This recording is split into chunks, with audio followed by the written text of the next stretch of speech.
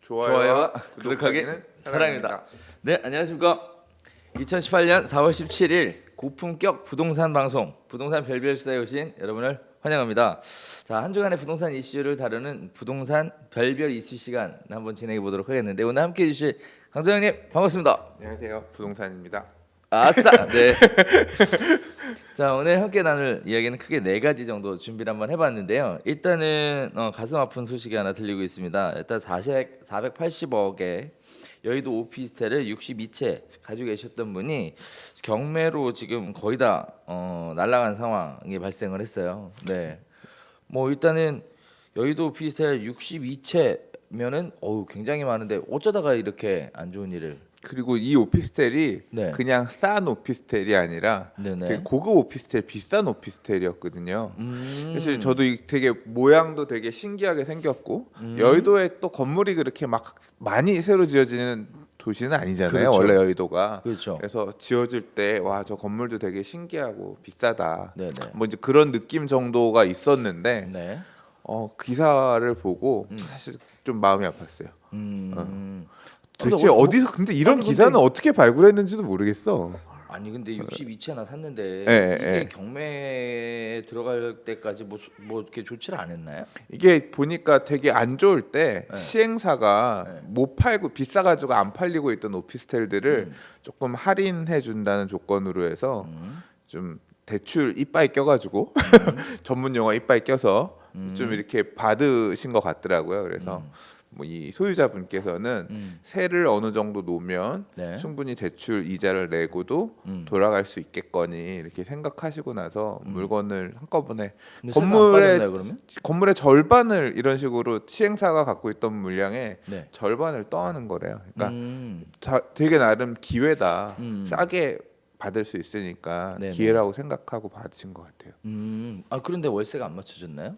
월세가 네. 뭐 기사에서는 보면 한 네. 450 정도는 월세를 받을 수 있을 것이라고 생각해서 음. 임대료 고정도 책정을 해서 이제 준비를 했는데 실제로 뭐 시장 입주 물량들 쏟아지고 할 때는 뭐 임대료가 그만큼 시세가 갖춰지지 않았고 그러면서 이제 임차인을 제대로 못 구해서 뭐 네. 보면 우여곡절이 기사에 보니까 있더라고요. 네. 예, 임대료 부분을 제대로 받지 못해 결과적으로는 뭐 다 대출금 음.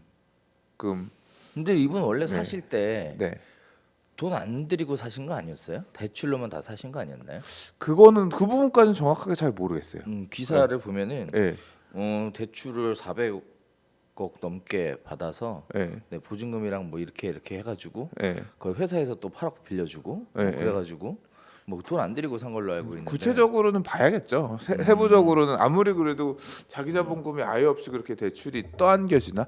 만약 그렇다고 하면 이거는 그런 식으로 대출이 넘어갈 수 있는 구조 자체가 진짜 제일 큰 문제인 것 같아요. 일단은 또 하나 좀 살짝 팁이라고 하면 팁인데 부동산 분양을 할 때 네. 시행사가 대출을 일으킨 다음에 네. 그 다음에 명의를 넘기고요. 네. 그리고 담보 제공자의 명의로 해서 명의만 넘어가는 거죠. 그렇게 할 수 있겠죠. 네. 예. 차주는 매도인이 맞아요, 되는 맞아요, 거고. 맞아요, 예. 맞아요. 네, 그래서 매도자가 대출을 받았지만 이자는 매수자가 납부하는 거죠.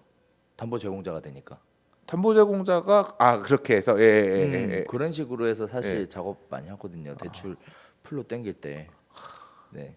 근데 그래서 제 결과적으로는 생각에는 그렇게 해서 지금 넘어간 것 같은데. 그런 식으로. 네. 그렇게 넘어간 것 같은데. 참고로 뭐 저는 개인적으로 이 부분에 있어서 문제가 뭐냐면 분양을 할 때 450을 받을 수 있다라고 얘기했던 건데 실제는 250만 원밖에 안 되는. 그러니까 물량이 쏟아지고 또 뭐 2010년이면 경기도 그렇게 좋았던 때는 아니잖아요. 그러니까 임대료를 되게 좀 이렇게 제대로 임대 시장 판단 자체를 정확하게 못한 부분이 패착이 아닌가. 네. 또 입주 물량들 많이 물량이 나오는데 쏟아진 또 여의도 문제다. 오피스텔 같은 경우는 이제 여의도 오피스 공실 이런 것도 고려하면서 봐야 되는데 네. 이제 말 그대로 그 물량을 받아주면서 임대 물량도 물량이 쏟아지게 되면 결국은 시간을 둬가면서 이제 풀어야 되는 건데 그렇죠. 그걸 혼자서 건물의 절반을 혼자서 오롯이 감당해야 되는 상황이었던 거잖아요. 네네. 그리고 한 번 임대료를 하나라도 뭐냐 임대료를 뭐 싸게 놓게 되면 그렇죠. 다른 임차인과의 줄줄이 또 그냥. 그냥 계속 이렇게 나가면 안 된다라고 생각해서 임대료를 고수했던 것 같은데 또 그 기사 내용에 보면 그 지역에 정통하지 못한 뭐 여의도 오피스 사실 여의도 오피스 시장은 좀 어떻게 보면 특수한 시장인데 특수시장이죠. 뭐 경기도에 있는 어디 뭐 용인에 있는 부동산 업자 뭐 어디 외부에 있는 중개업자가 자기가 놔주겠다 뭐 이런 식으로 전속 중개 개념으로 이렇게 들어가서 제대로 임대를 놓지 못한 부분도 예, 패착인 것 같고 네, 사실 이 기사를 읽어보고 싶었던 가장 큰 이유는 따로 있나요? 그러니까 이게 사실 여기서는 오피스텔이 하나의 사례지만 네네. 사실 상가 쪽에서 이런 경우들이 많잖아요. 그러니까 신규 분양 상가라든가 신규 분양 오피스텔 같은 경우도 임대료 추정을 분양하는 쪽이라든가 너무 느슨하게 이렇게 낙관적으로만 생각하시면 안 된다. 그렇죠. 예, 만약에 그렇게 받으려고 돈 제대로 나는 임대료 받아야겠다라고 생각하시면 네. 적어도 몇 달은 공실로 비우더라도 버틸 수 있는 배짱. 사실 배짱보다 중요한 게 캐시플로우예요. 그쵸. 돈으로 막으면서 이게 물량이 쏟아지면 항상 임대료는 주저앉죠. 초기 입주장 초기에는 빠지고 한 몇 달 지나고 나면 다시 이제 시세가 정상가 올라가죠. 회복하잖아요. 그런 부분들에 대한 판단 없이 조금 무모하게 던진 게 지금도 보니까 적정 임대료 시세가 350만 원 정도라고 하는데 네네. 이미 그러니까 임대료 판단이 잘못됐기 때문에 분양가에 대한 판단도 좀 그르치고 가지 않았나 생각돼요. 맞아요. 그래서 뭐 오피스텔이든 상가든 분양을 받을 때 이제 뭐 월세를 어느 정도 받을 수 있다. 예. 뭐 이런 거 주의해야 될 것 철저하게. 같아요. 그죠? 그리고 또 이런 것도 있잖아요. 분양 얘기 나왔으니까 뭐 3년간 확정 임대 수익 예. 보장 뭐 이런 것들 그런 거 괜찮나요? 완전 믿으면 안 되죠. 완전 안 되나요? 완전 안 되죠. 네. 그러니까 왜 안 되죠? 그 임대료를 얼마 내주겠다라고 하는 부분들 같은 거는 네. 보통 그 임대료 예를 들어서 뭐 한 달에 100만 원 뭐 수익률 몇 퍼센트 몇 년 보장하면 한 달에 그렇게 해서 받을 수 있는 임대료가 100만 원이라고 하면 네네. 1년이면 1,200이고 네. 3년 해봐야 3,600만 원이잖아요. 네. 사실 그 금액이 분양가에 붙어 있다라고 네. 보는 게 맞다고 저는 생각하거든요. 그러니까 그런 식으로 상품이 좋으면 확정 임대료 이런 식으로 하지 않아도 줄 서서 받아가죠. 그래서 예. 요새 그 대기업에서 지은 브랜드 상가들 네네. 이런 것도 인기가 굉장히 좋다 그러더라고 사실. 어떤 이유 때문에요? 상권이 일단 크게 형성이 네. 돼 있고 브랜드라는 이미지를 갖고 있고 아 네. 그래서 관심들이 최근에 올라간다고 하더라고요. 어디라고 말은 못 하겠고. 아 그래요? 네. 근데 결국 상가든 오피스텔이든 이런 말 그대로 월세를 부담하는 임차인들이 들어오는 그런 상품 같은 경우는 임대료 부분을 잘 생각하고 들어가야 되고 맞아요. 예, 낙관하면 안 돼요. 그리고 이거 사실 그런 상가를 안 받아도 먹고 살거든요. 그러니까 그 상가가 아니면 안 돼 이런 건 없다고 생각하거든요. 수익형 부동산은 이거 아니면 안 돼라는 게 없기 때문에 보수적으로 생각해서 내 손에 맞는 거를 들어가는 게 맞다. 그래서 어려운 것 같아요 상가가. 제가 이 기사의 댓글 중에 어떤 네. 게 있었냐면 이 기사의 댓글인가 아니면 다른 기사 비슷한 기사의 댓글 중에 봤던 기억나는 게 뭐냐면 다른 기사네요. 상가 투자를 신규 입주 상가 같은 경우를 되게 부정적으로 얘기하는데 내가 아는 사람은 상가 초기 상가 들어가 가지고 월세 잘 받고 있다. 뭐 이런 식으로 하면서 분양 상가 받아도 괜찮다라는 식으로 말씀하신 댓글을 제가 본 적이 있어요. 몇몇 사례는 그럴 수 있죠. 그렇죠. 몇몇 사례는 그럴 수 있고 실제로 그런 사례들의 성공한 사례로 갈 수 있는 경우들도 많이 있기는 있는데 경험적으로 보면 초기에는 어쨌거나 임대를 맞추기는 해요. 또는 선임대 해가지고 맞춰놓고 분양하는 경우도 많잖아요. 근데 이게 상권이라고 하는 게 또는 임대료 시세라고 하는 게 항상 계속 유지되는 게 아니라 또 2년 뒤에 봐야 되고 3년 뒤에 봐야 되고 주변에 얼마나 경쟁 건물들이 들어서느냐 이거에 따라서 또 달라질 수 있기 때문에 네. 항상 이게 참 쉽지 이제 않아요. 예. 이게 임대료를 예상한다는 것 자체가 사실 네. 전 굉장히 어렵다고 봐요. 웬 특히 어렵죠. 신도시예요. 아무것도 없어. 거의 뭐 네. 택지개발지구의 중심 상권이라 그래서 이제 땅에다가 그림 그려놓고 네. 이제 막 올라가고 있는데 과연 저게 완성이 되면 얼마를 임대를 받을 수 있을까? 주변에 비교할 수 있는 게 그런 거 임대료가 잘하는 없는데. 강사분 있어요. 아, 그런 거 잘 네. 연구해가지고 네. 유의미한 데이터들을 만들어서 음. 가르치고 있는 선생님도 계시고 저도 사실 그 수업 받고 있거든요. 아, 그래요? 예, 나름 어. 의미 있는 부분들이 있긴 있더라고요. 예. 그래서 예, 그러한 어려움을 또 통계적으로 또 예, 그러니까 저는 해석을 사실 해놨군요. 상가는 투자는 어렵기 때문에 그냥 안 보는 게 맞다 쪽이었는데 이제 그런 부분을 파서 어떤 해법들 이런 데는 이렇게 접근하면 좋다라는 해법들을 만들어내고 있는 또 선생님도 있고 투자자도 있고 하기 때문에 이제 그런 거 도움을 받아서 어느 정도 자신감을 갖고 투자하는 게 맞을 것 같아요. 아, 그렇군요. 네, 네. 자, 일단은 상가를 분양받을 때 수익형 부동산을 분양받을 때는 이렇게 분양하는 쪽에서 제시해주는 어떤 환상 뭐 이런 것들을 한 번쯤 꼼꼼히 점검해보고 한마디로 낙관하지 말라. 낙관하지 임대료를 낙관하지 말라. 예. 네, 그렇게 하시는 게 올바른 방법인 것 같습니다. 네. 자, 이제 두 번째 이야기. 잠깐만, 여기 얘기 전에 하나만 더 얘기해 네. 볼게요. 지금 이제 경매로 막 나오고 또 나온다고 하는 지금 얘긴데 네. 이걸 낙찰을 좀 받으면 어떨까요? 그거는 이제 낙찰이라고 하는 거는 내가 적정 임대가를 봐서 받을 수 있는 금액에 받으면 되겠죠. 네. 저는 개인적으로 사실 그런 생각을 좀 해요. 이 지금 경매로 넘어가게 되신 분한테는 참 안타까운 사실인데 누군가는 또 낙찰을 받아줘야 되는 거죠. 그렇죠. 예. 그죠? 네. 그 경매하시는 분 얘기는 그러더라고요. 네. 경매 매수를 주로 하러 다니는 아는 형님이 있는데 네. 나는 매도자한테는 최고로 고마운 사람이다. 왜? 내가 가장 높은 금액을 써줬기 때문에 그 사람이 채무를 가장 많이 덜 수 있는 거다. 나보다 밑에 쓴 말 그대로 낙찰받지 못한 사람들은 나보다 나쁜 놈이다. 그런 논리로서 자기는 최고가 매수 신청인이기 때문에 매도인을 가장 위하는 사람이 그런 식으로 말씀하시더라고요. 그것도 사실 예. 네, 맞는 말이긴 한 것 같아요. 그러네요. 네, 네, 네. 반박을 할 수가 없었어. 그렇죠, 그렇죠. 네, 네. 네. 자, 그래서 누군가의 불행이 나에게는 행복이다 이렇게 접근하기보다는 누군가의 불행을 덜어주기 위해서 하는 일련의 행동이다 이렇게 보시면 그런 부분도 네, 맞는 것 같습니다. 나을 것 예. 같습니다. 자, 이제 두 번째 이야기 한번 해볼까요? 네. 이것도 좀 재밌는 이야기가 하나 있어요. 일단 반포 아크로 리버파크 네. 입주한 지 무려 1년 8개월이나 지났는데 커뮤니티 시설을 이제서야 개방하겠다. 작년에 이슈가 많았죠. 이게 커뮤니티 시설 개방 안 한다 그래서 네. 서초구청에서 과태료 부과하겠다. 이행강제금. 예, 오. 이행강제금 부과하겠다. 네. 그러면서 말이 많았었죠. 과태료가 오. 아니라 이행강제금. 네. 불법 야. 건축물 등재하고. 그러니까. 네, 네. 근데 이게 갑자기 아니 근데 커뮤니티를 외부에 개방해야 되는 건 아니잖아요. 네, 아니죠. 네. 근데 왜 개방을 안 하면 또 뭐 돈 내래요? 왜? 이게 보니까 박원순 시장이 한강변 관리 계획 내면서 네. 한강 라인에 아파트 지을 때 네네. 뭔가 옵션을 건 게 있나 봐요.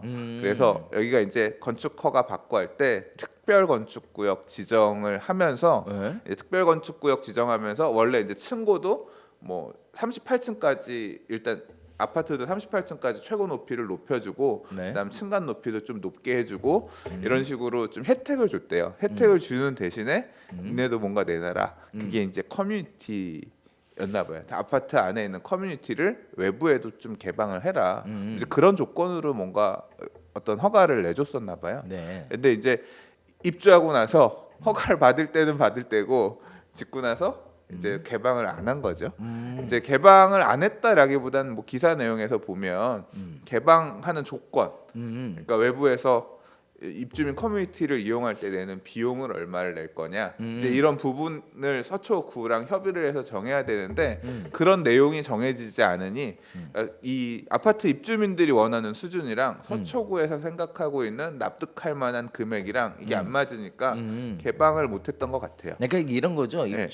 결국은 입주민은 예를 들어 뭐 한 달에 2만 원 내라. 근데 외부인은 20만 원 내라. 뭐 이런 거죠. 뭐 이제 그건 정확하게 모르겠어요. 네. 근데 뭐 그 어느 정도 금액 차이까지인지는 뭐 그게 내부인들은 얼마 정도 내는지 이런 부분까지는 전 잘 모르겠는데 일단 처음에 제시됐던 금액이 사실 생각보다 좀 높긴 하더라고요.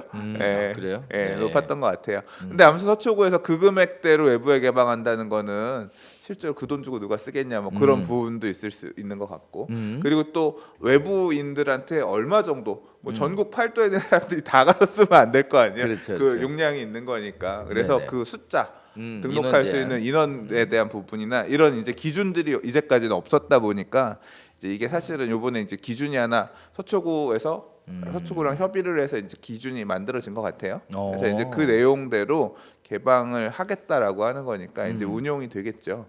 근데 일단은 그것도 서울시의 좋은 아이디어인 것 같네요. 이 뭐 서초구. 사우나도 있고 예. 뭐 여러 가지 좋은 커뮤니티 시설들 가지고 있는데 네. 그런 것들을 이제 뭐 단지 안에 있는 사람만 쓰는 게 아니라 이제 외부인들과 함께 네. 같이 어울려서 쓰는 거는 굉장히 좋은 아이디어인 것 같은데. 저는 뭐 그거는 사실 아파트 주민들 입장에서는 네. 되게 불쾌할 거라고 생각해요. 아 예, 그래요? 예. 왜 또? 왜냐하면 우리 거 우리가 관리비 내고 하는 우리 거 이런 개념이 있잖아요. 근데 다만 이제 지을 때 네. 혜택을 받아서 이득을 받기 때문에 그 조건으로 한 거니까 뭐 그 부분에 대해서 이의를 제기할 수는 없다고 생각하고 예, 뭐 좋은 뭐 서울시 입장에서는 윈윈할 수 있는 서울시가 지금 추구하고 있는 많은 부분들이 이렇게 입주민들의 입주민들의 시설들을 공공이랑 같이 공유하게끔 하자라는 식으로 자꾸 서울시가 뭔가를 얽거든요. 네. 예를 들자면 리모델링 같은 경우도 보면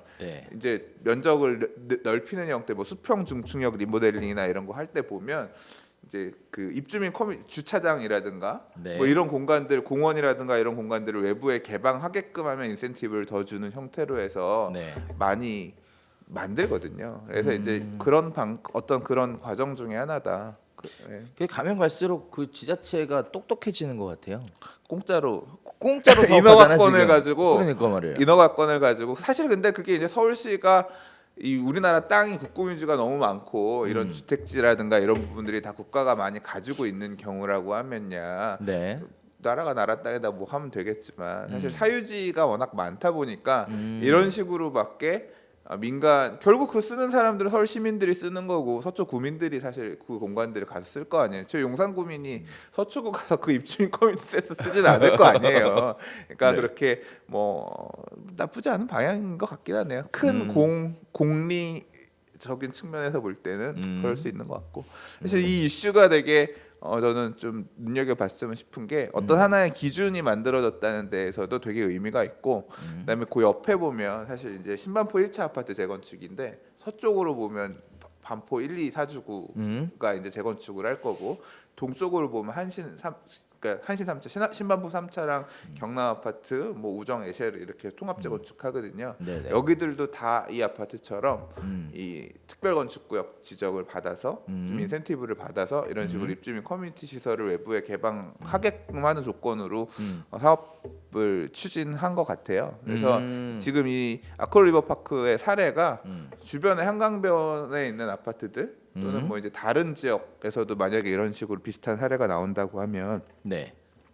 어떤 사례로서 되게 일단은 그럼 이제 생각해봐야 되겠네. 지금 아크로 리버파크 같은 경우에는 일단 층고를 30cm 더 높이 올리게 해줬고요. 그다음에 최고 층수를 38층으로 해서 좀 기준을 풀어줬다고 하고. 몇 개 층 올라온 것 같아요. 네네. 거기다 전용 출구를 별도로 네. 만들게끔 이렇게 그렇게 하고 하니까 해줬다. 이용할 수 있는 별도의 출구가 일반인들이 필요한 별도의 출구도 필요한 거잖아요. 그렇죠. 그러면 네. 재건축을 할 때 이런 인센티브를 받고 하는 게 이익인지 아니면 우리 거를 지키는 게 이익인지. 그거는 이제 이런 식으로 운영되는 과정에서 폐단이 나오거나 좋다 나쁘다 이런 부분들이 어느 정도 정리되면 앞으로 사업 시행하는 입장에서는 뭐 그럴 수도 있겠죠. 네. 네, 한편으로는 그런 생각은 좀 듭니다. 이제 아무래도 이제 다니는 게 불편하지 않다 보면은 안 가게 되니까 입주민들 입장에서는 네.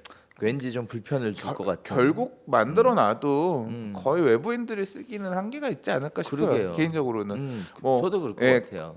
거의 남의 아파트 한복판에 들어가서 쓰려는 사람이 얼마 이게 아파트도 뭐 1, 200세대짜리 쬐끄만 거야 뭐 옆에 가게인데 네. 엄청 큰 나지금 그걸 가기 위해서 우리 동네 피트니스 가는 것보다도 한참 먼데 그거를 일부러 가겠다는 사람이 얼마나 있겠어요. 그러니까 뭐 어떻게 보면 또 상징적인 의미로서 외부 사용자들 그러니까 일반인들의 출입이 또 그렇게 많지 않을 수도 있을 것 같다는 생각이 들긴 해요. 뭐 담장도 헐고 네 같이 이렇게 나눠서 살고 뭐 이렇게 하시는 거 더불어 사는 사회를 생각한다면 뭐 나쁘진 않은 것 같습니다. 뭐 입주민들이 생각하는 것과 또 구청에서 생각하는 것 그리고 옆에서 바라보는 시각들이 각각 차이가 있겠지만 아무쪼록 많은 사람들이 좋은 혜택들을 같이 나눠서 공유할 수 있다면 그거는 뭐 좋은 것 같아요. 다만 바람직한 방향을 네. 잘 찾아봐야 될 것 같습니다. 자 이제 세 번째 얘기 한번 해볼까요? 네. 이제 똘똘한 한 채의 주택이 지금 기준이 바뀔 것 같은데요. 일단 보유세 논의가 개편 논의가 진행되면서 종부세 기준을 뭐 현재는 6억 이상 2주택이면 뭐 종부세를 부여하겠다. 그다음에 1주택이더라도 9억이 넘으면 종부세를 부과하겠다. 이런 기준에서 지금 이제 이 9억을 6억으로 바꾸겠다. 이제 바꾸겠다가 아니라 타이틀이 그렇게 쓰여져 가지고 어제 기사를 제가 좀 보는데 사람들이 되게 많이 봤어요 이 기사를. 그래서 그래요? 사람들이 많이 본 기사에 보여서 이제 저도 봤는데 깜짝 놀랐죠. 왜요?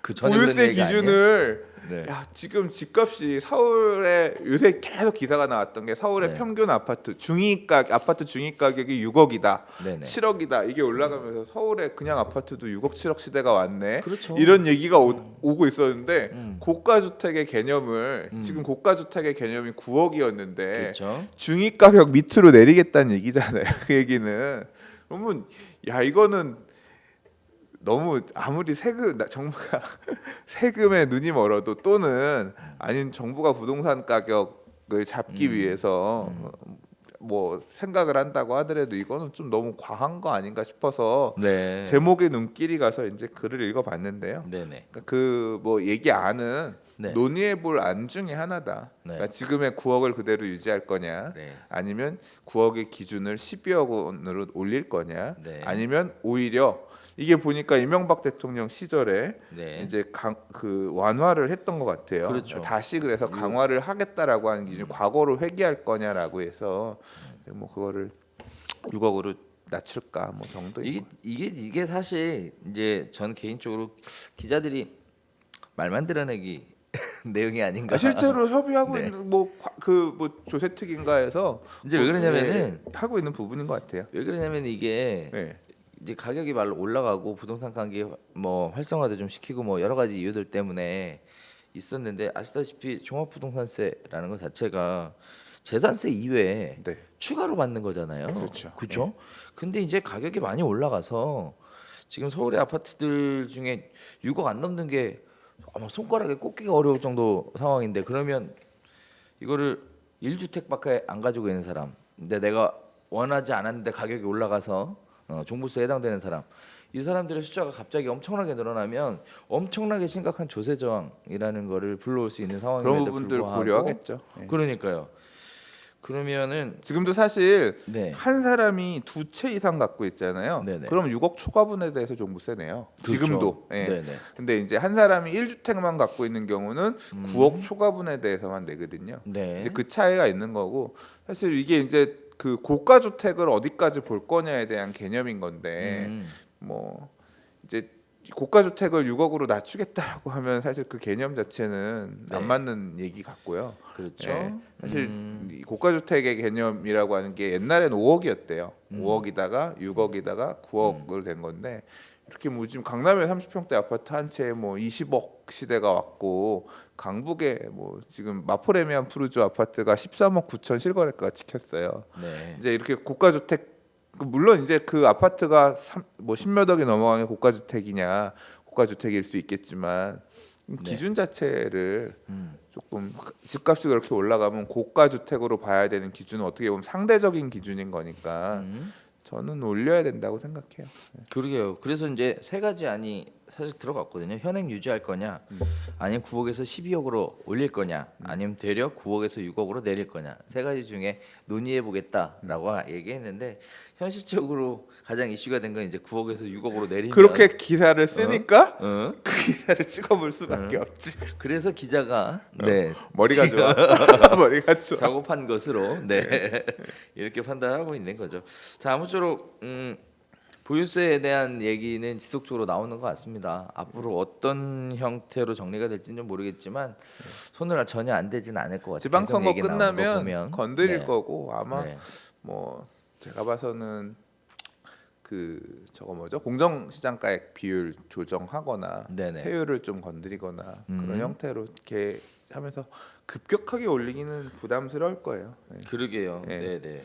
그래서 뭐 보유세에 관련된 부분들은 좀 관심 갖고 봐야 될 부분인 것 같습니다. 일단은 전반적인 기류 자체는 보유세를 올리겠다는 부동산 거죠? 시장이 네, 제 생각에는 이거는 네, 그러니까 지금 철저하게- 부동산 시장이 자꾸 하락한다 이런 기사들 엄청 요새 많이 나오잖아요. 그리고 사실 실제로 조정받는 모양새로 갈 수도 있어요. 봄 이후에.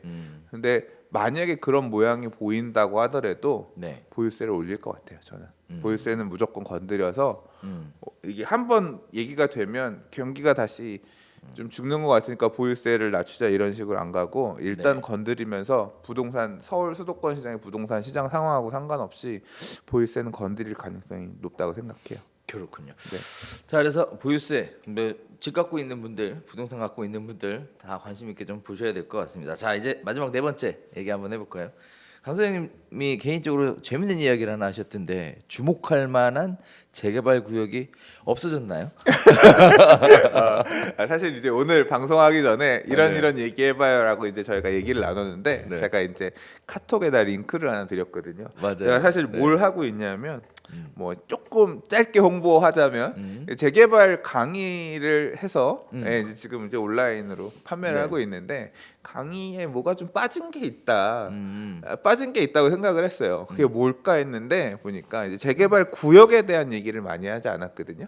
그래서 서울 수도권에 좀 챙겨볼 만한 재개발 구역들을 좀 정리한 이게 근데 시간이 걸리는 작업이기 때문에 정리를 좀 해봐야겠다 싶어서 지난주부터 마음을 먹고 이제 작업을 하려고 보고 있어요. 그래서 네네. 구별로 네. 대략 한 5개 권역 정도를 나누고 그래서 북서권, 남서권, 중부권, 북동권, 그다음에 이제 기타 지역. 남동은 없어요. 네네. 송파구밖에 재개발구역. 강남구, 서초구는 없고, 없지. 예, 송파구는 딱 거기밖에 없기 때문에 강동구도 재개발구역이 별로 없고 그래서 한 5개 권역 정도 나눠서 한 30개 정도만 추려봐야지 이런 생각으로 시작을 했는데 그래서 어제 마포구를 처음 딱 본 거예요. 네. 진짜 황당한 게 다 끝났어. 다 끝났어. 지금 분양 공사 지금 아현뉴타운에서 재개발 앞으로 할 때를 찾아보니까 없어요. 이미 해제된 염리 4구역, 5구역 정도에다가 염리 3구역 분양하면서 끝났고 아현 2구역은 재건축이니까 거기도 사실 일반 분양이 몇 개 없어서 끝났고 그럼 마포구에 다른 재개발 구역 없나 싶어서 봤더니 다 끝났어요. 용가 그 일일이 하나하나 다 끝난 것들 X표 쳐가면서 보니까 다 끝난 거예요. 그래서 야 마포구는 이제 재개발 구역이 없네. 깜짝 놀란 거예요. 새로 지정 안 하고 있거든요. 그렇죠. 못하죠 이제. 예, 네. 재건축 구역만 일부 몇 개 남아 있는 상태예요. 음. 그래서 사실 이제 제가 말씀드린 건 마포구만 보여드렸지만 서대문구도 봤거든요. 서대문구도 거의 끝났어요. 거의 다 끝난 예, 것 같은데. 거의 네, 끝났고 몇 개 남아 있거나 분양 앞두고 있는 데들. 이게 사실 끝난 게 이게 예. 그 해제 신청 받아줘가지고 예. 해제하면서 또 많이 끝난 거죠. 아니요, 마포구는 해제된 데 별로 없어요. 아, 해제 일부 있죠. 해제 일부 있는데 그러네요. 해제가 되면서 이미 줄어든 부분도 없잖아 있기는 한 것 같아요. 네네네. 물론 해제된 지역들이 다시 재개발 사업을 하게끔 해달라고 구청에다 엄청나게 요청은 하고 있어요. 요청은 하고 있는데 주민 동의가 있어야 되는 거니까. 근데 주민 제한 이게 방식으로 이게 진행되는 사실은 거니까. 주민의 의견을 물어서 해제를 했던 지역들이기 그렇죠. 때문에 다시 지정을 원래 이제 정비구역 지정하는 권자는 서울시장이잖아요. 그렇죠. 사실 서울시의 의지가 중요한데 서울시 또는 이번 정부의 공식적인 정비 사업의 스탠스는 도시 재생 뉴딜 사업이고 그렇죠. 재개발 재건축과 같은 전면 철거 방식의 사업은 지양한다. 예, 지양하는 거잖아요. 원하지 않는 거잖아요. 지금도 계속 개발구역 해제들은 되고 있거든요. 재개발구역들은. 그래서 진짜 재개발할 때가 이제 없구나. 큰일 났네. 그럼 재개발 시장 이제 종 치는 거예요 이제? 그 투자 재개발 시장으로서? 시장 자체가 새로 지정하지 않으면 네. 실제로 앞으로 더 할 만한 애는 없는 거예요. 거의. 예. 어, 깜짝 놀랐어요. 그러면 어떻게 해요? 투자를 좀 해야 되는데 소액 투자 갈 데가 없네. 확실하게 개발 호재 갖고 있으면서. 투자 그런 거 아닌가? 아니, 투자 측면에서 저는 그냥 이 도시의 정비 사업의 흐름 측면에서 볼 때 네.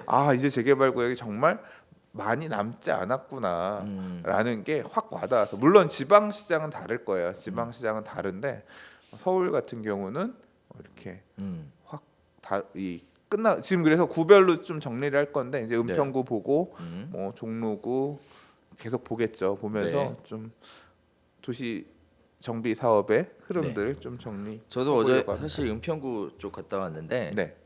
해제 많이 됐더라고요. 해제 많이. 네, 저 깜짝 놀랐어요. 네.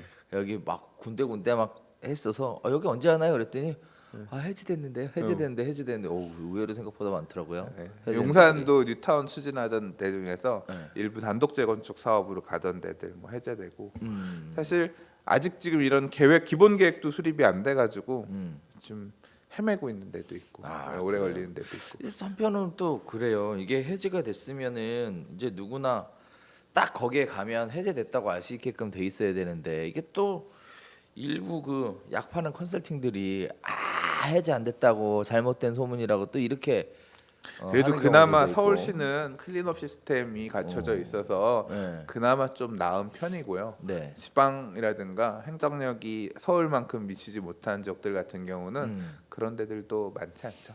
네. 그 예전에 그 주거정비과에서 네. 이렇게 전체 서울시 재개발 구역, 재건축 구역 이렇게 엑셀로 만들어서 배포하던 자료 요새도 나오나요? 요새는 아마 제가 보니까 그런 것 같아요. 네. 그 담당자들이 사라지고 부서가 보통 부서가 다 없어지면서 네, 네. 원래 한 10여 년 전에 네. 2010년 11년까지는 서울시 균형 발전 무슨 맞아요, 단 맞아요, 이렇게 맞아요, 있어가지고 맞아요. 거기서 이제 그런 네. 것들 하고 그랬었는데 네. 큰 패러다임이 도시 재생으로 가면서 그런 업무 하시던 분들이 재생 이런 거에 저 얼마 전에 이제 제가 주거정비과 전화해서 서울시 네. 조례 물어보고 하시던 분 중에 네네네. 있어요. 네. 그분을 만났어요. 네. 뭐해서 만냐면 용산 전자상가에서 도시재생 뭐 이거 하는 걸로 와 계시더라고요. 네. 그러니까 아예 그런 업무 하는 사람들이 다 다른 쪽에서 하고 있기 때문에 음. 그래서 재개발 쪽 관련된 어떤 이거는 별로 없는 것 같아요. 그래도 뭐 있긴 있을 거 아니에요. 그 클린업 시스템 관리하는 것도 하셔야 될 거고. 클린업 시스템은 사실 관리라고 할 게 없죠. 왜냐하면 만들어 놓으면 처음에 그런 거 정도만 기본적인 것만 되면 알아서들 올리고 그래도 각 사업이 조합에서 이제 진행이 올리고 돼서 하는 거니까. 단계가 넘어가면 조합 올리면 수정해야 그건 시스템을 만들어 놓은 거니까 네. 아마 그 관리자들 그러니까 그 조합 뭐 임원들이나 이런 사람들이 아마 자료는 업데이트 할 겁니다. 그래요. 예, 그렇구나. 구청 서울시에서 자, 건드리는 게 아니라. 그러면은 이슈가 되는 것 중에 하나는 그거네요. 결국은 과거에 한참 진행되던 재개발 구역들이 지금 사업을 마무리를 했거나 또는 해제를 했거나 해서 이제 앞으로 추진될 재개발 구역의 숫자는 극소수에 불과할 수 있다. 거의 없어요. 그러니까 이 재개발 구역들을 지정한 그러니까 서울시 기본계획 수립이 2004년이었거든요. 네네. 2004년에 기본계획 수립하고 그다음에 뉴타운 사업 같은 경우는 2002년, 네. 3년, 2005년 이렇게 했단 말이에요. 4차 뉴타운 지정을 안 해서 실제로 거의 지금 재개발 사업 가는 데들은 2004년도 기본계획에 수립됐던 데들 또는 2005년에 뉴타운으로 해서 기본계획을 만들었던 데들 정도가 끝이거든요. 네. 요것들이 마무리되면 그리고 나서 2011년까지 사실은 예정 구역들 지정을 했단 말이에요. 네네. 근데 2011년까지 지정한 데들이 거의 다 해제됐어요. 그러니까 나중에 뒤늦게 기본계획하는 원대들이 해제가 돼서 이제 그러고서 지금 7, 8년이 흘렀잖아요. 그렇죠. 더 안 했기 그렇죠. 때문에 이제 재개발이라고 하는 말도 이제 곧 역사의 역사의 뒤안길로 지방에는 있겠지만 서울에서는 좀 사라지지 않을까. 거의 그런 생각이 드네요. 모르죠. 이제 또 그렇군요. 앞으로 지정하면 어떨지 모르겠지만. 일단은 지정을 했으면 사실 벌써 작년인가 했어야 되는 걸로 알고 있는데 뭐 이것저것 도시재생 뉴딜 사업 쪽으로 방향을 선회를 하면서 많은 내용들이 지금 달라지고 있는 것 같긴 합니다. 반면에 그거 안 하고 그거 했잖아요. 그거 뭐 도시재생 관련해서 뭐 발표했잖아요. 서울시 주거 환경 뭐 그거 발표했잖아요. 뭐 말하는지 모르겠어요. 아 그래요? 생활권 계획. 생활권 계획은 네. 구속력이 있다기보다는 네. 큰 저거기 때문에 생활권 계획은 조금 다른 거예요. 예. 생활권 계획 예. 제가 보기에는 이렇게 넘어간 것 같아요. 느낌상. 네. 느낌상 그런 것 같아요. 어쨌든 예. 네 오늘 크게 네 가지 이야기 한번 나눠봤습니다. 네 요즘 부동산 시장 자체가 전반적으로 비수기 완전 라는 이야기가 좀 들리고 있습니다. 전통적으로 시기적으로도 비수기인데 이 비수기 이후에 또 어떻게 향방이 움직이게 될지 귀추가 좀 주목되는 부분입니다. 어쨌든 오늘 이야기는 여기서 네 인사드리도록 하겠고요. 저희는 다음 주에 또 다시 네 찾아뵙도록 하겠습니다. 자 함께해 주셔서 감사하고요. 이거 한번 할까요? 네 하나 둘 좋아요와 구독하기는 사랑합니다. 감사합니다.